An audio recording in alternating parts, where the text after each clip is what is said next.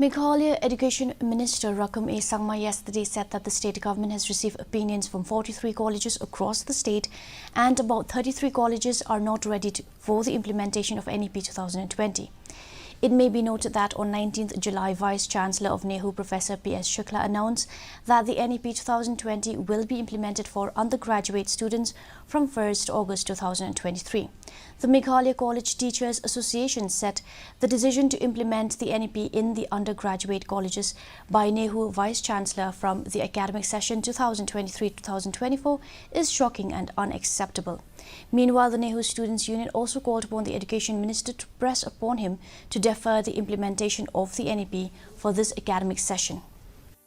Chancellor not as an the best of wishes to communicate, to discuss length and breadth with the head of institutions, and after having all the discussion, NEHU have come up this idea and told the state government that there is a provision for hybrid mode. That means any institutions wants to go ahead, they can be, and any institutions are not ready, they can defer till next year. This is what they have told us, and within our state we have received the input, the letters from 43 colleges, out of which about 33 numbers of colleges are not ready to implement this year.